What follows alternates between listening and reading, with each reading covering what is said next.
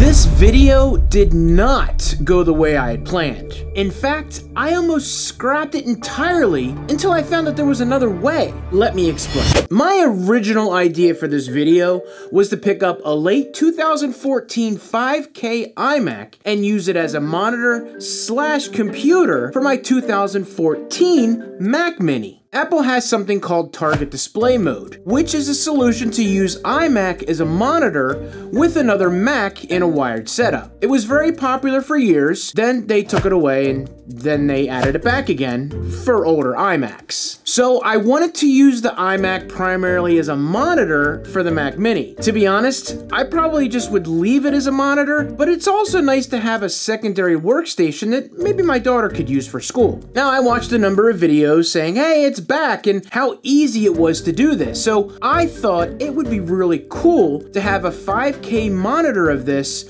for my old Mac Mini. From what I understand, the 2014 5K iMac was the last one that could be used for this process. What could go wrong? So I pulled the trigger and picked up this late 2014 5K iMac for $249. This machine alone was a Core i7 4 GHz with 32 gigs of RAM, an AMD M290X graphics card, and it had one bad thing, and that was a 1 TB hard disk drive. Not SSD. But that's okay. It's not the main purpose of this machine. The fact that it even works is a bonus at $249. So I followed the instructions I saw in the videos to set this up, and the result was, it didn't work.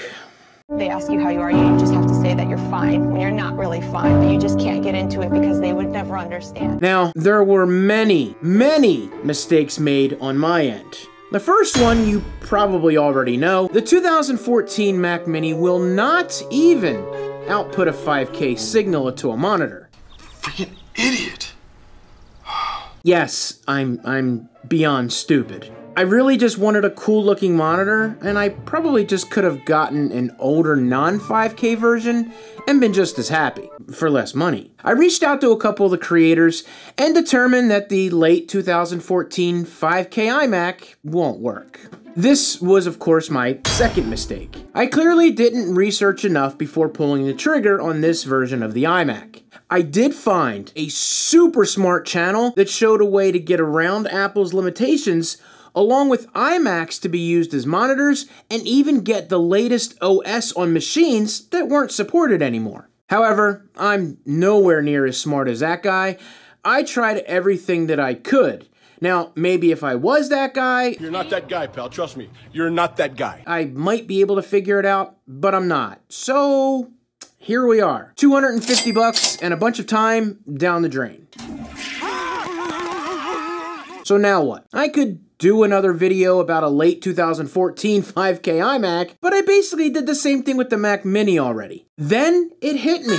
I remember seeing a video by a brilliant YouTuber named Luke Miani. If you aren't subscribed to him already, you should be. He's the main reason why I'm able to make this video. He found a really cool process that would allow you to turn any iMac into a monitor with some DIY. The process is pretty scary at first, but with a little patience, anyone can do it. So thank you, Luke. I will go ahead and put his channel in the description. You gotta check him out. First, I needed to get the parts required for this build. I found the exact same board that Luke purchased. It's a $180 part, but once you see what it can do, it'll be totally worth it. That's even not that horrible considering this is a 5K display and the shell around it is awesome. Moving on. Now it's time to take apart the iMac. I've done this a number of times when it comes to fixing the display or updating the internal storage. It's way easier than an iPhone because it's bigger and I can't see. I heated up the frame to soften the glue around it. Now, be very careful when you pull off the display because, well, it's got two cables that are still attached, and then once you remove that, you can totally take the display off and put it somewhere safe. The next step is to start removing all the components. Now, let me just say, this iMac was either never used or it had been taken apart and cleaned because it is immaculate inside. Like, I don't don't think there was dust anywhere. I was completely blown away. Now, if you do this, I do want to say be careful when removing the boards and components. They can be dangerous. Now that everything is out, let's go ahead and get that conversion board and a few other parts. This board's primary purpose is to drive the LCD display. It includes backlight cable, LCD cable, and a keypad for monitor adjustments. It comes with 2 HDMI ports, which can output a 4K signal, 2 1.4 display ports for up to 5K output signal. This also allows for using 2 display signals at the same time if you have an older graphics card that requires it. So, the test. Does it work? Did I break something because I'm an idiot? Oh my god, it works. Thank God. Now for the fun part, trying to figure out how to mount all this in the iMac and be able to access it. Now luckily, the iMac does have that pop-out RAM door, making it a perfect place to mount the board for access as well as the monitor controls. So after many hours of me putting it in and taking it off and putting it too low and then it was bad. Failing on my part was extraordinary. So I think I figured it out. The board is mounted and we're ready to put this thing back together. But before we do that, we do have one more thing.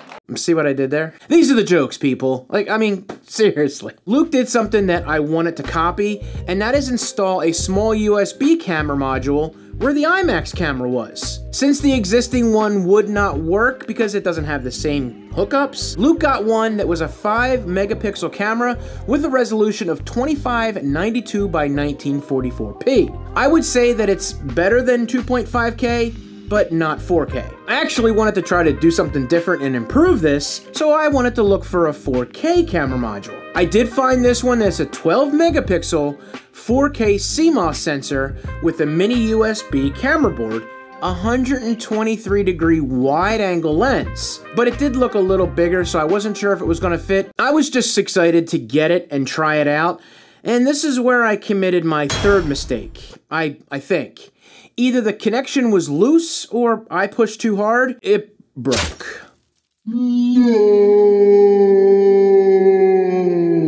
But I contacted the company and they were super awesome and they sent me out a new one. Finally, got the camera module and we are ready to go. By the way, this camera module doesn't fit, like I said earlier. I had to make some adjustments, and even though it fits better, it's still not perfect. I should have just used the one Luke got or kept looking for one that small. Okay, the camera test. Does it work? Yes, it works. Okay, you know what? I'm just gonna spare you the rest of my horrible follies and skip to what you want to see.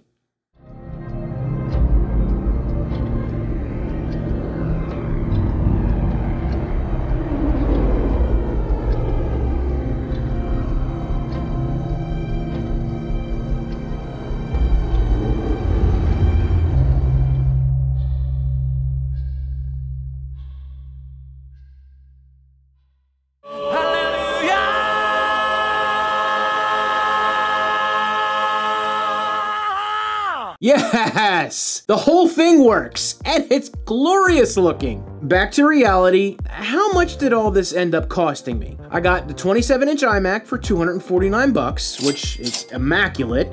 The conversion board for $180. The 4K camera was $47.60. And again, I do want to make this known, it doesn't really fit, so maybe the smaller one would be better in this case if you decide to do this. The power supply was $16.59. The Fix-It glue to put the display back on was just $20, and I did get a USB-C to DisplayPort cable, and that was $18.99. For a grand total, about $550 for a 5K display in a premium monitor build. I mean, how could you go wrong? I couldn't be more happy with how this turned out. I've always loved the iMac display. When Apple released the new affordable monitor, I didn't really find it all that affordable at $1,600.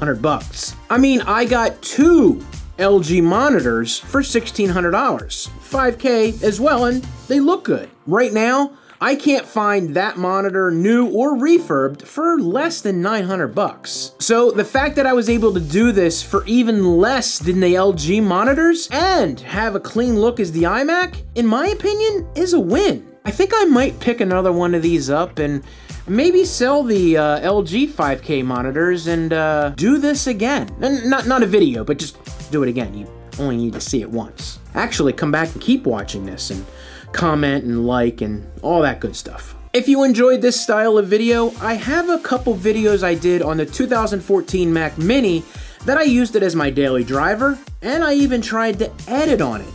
That playlist is right here. Don't forget to hit that subscribe button, turn on notifications so you won't miss my next video when I post it. See ya!